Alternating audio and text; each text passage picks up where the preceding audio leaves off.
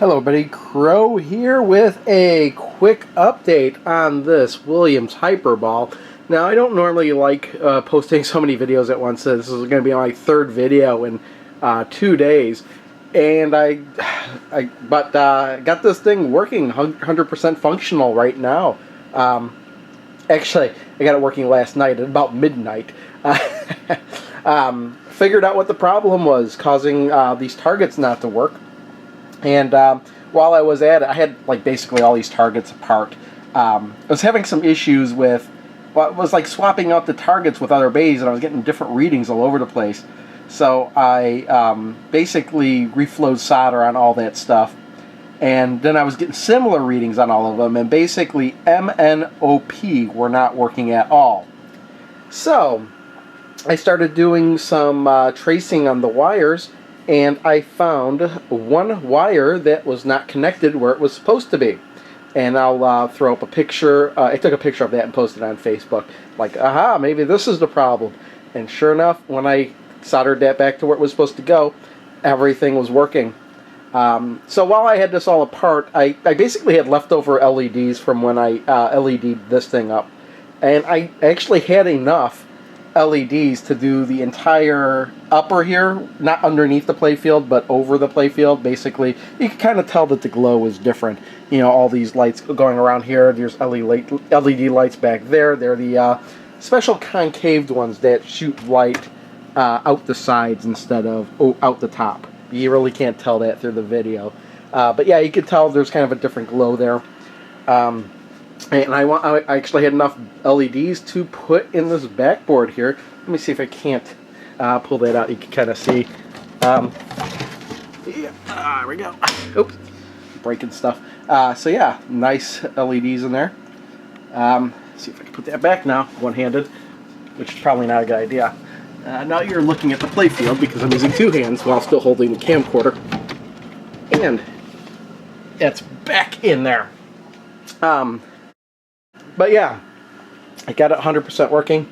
I didn't know what ROM set was in there. I don't know what revision. There was a newer or an altered revision that would actually save the high scores, but mine doesn't have that. It's actually able to score 1.3 million on my second try here now. But yeah, I'm still debating whether or not I want to put LEDs underneath the playfield. Because I would need to actually get the super bright ones to really pop through the red plexiglass, and those things are about $1.60 a pop, and I would have to buy at least 80 or 90 of them. And then there's the bigger ones, I'm thinking, and those things are, I'd need, let's see, there's about 8, maybe up to 16 of them, and those things are like $3.50 a piece. I'm debating on that. I may or may not do that, I don't know. But I do need to come take everything off where the lights are underneath. I need to clean it up. Because, and just where it says Energy Center here, that's a good example. You can kind of see how it's kind of a dark, dingy color. And you might think that's shadows, but it's not. That's actually dirt that needs to be cleaned up. And over here in Hyperball, you can kind of see, you know, right here where the P is, there's that line. That shouldn't be there. You know, that all needs to be cleaned up. I need to do that on all of this. Actually, for the longest time, I thought it was the driver board. And I had narrowed it down to the driver board. I was like 99% sure it was the driver board. And I actually bought a new driver board for Hyperball. Let me explain. If you didn't see my other video that I posted that was like the game and talk or whatever, this Hyperball uses a Williams System 7. So now all machines made by Williams that use System 7 use the same CPU board, use the same power board, just have different ROMs plugged in there. And most of them use the same driver board. Now I say that most of them use the same driver board because Hyperball is the exception. It uses a completely unique driver board that no other game uses. And I was thinking, oh, I'm going to have to figure out what's wrong with this driver board. And I happened to see one online for $170, and I was like, yeah, I'll just buy it. And I thought it would just fix all my problems, and it didn't. So it turns out I have two working Hyperball driver boards. I'm kind of debating, you know, maybe I'll just keep them both and have one as a spare, or I could just sell the one I bought or sell the one that's not, because they're both working. So I'm thinking I'm just going to hang on to it just in case, because I have an extra CPU board too. But that one I'm not sure if it works or not. That was the one that came with this. I'm not going to do some gameplay right now. I will do gameplay again once I, get all this stuff cleaned up and finally get it in a final working condition. I don't know when that would be. My main goal was mainly just to get this thing 100% working. And that's what it's at now. I was like, every night I'd be like in bed thinking, what could be wrong with this thing? What could be wrong with this thing? And it was that stupid wire that was not connected.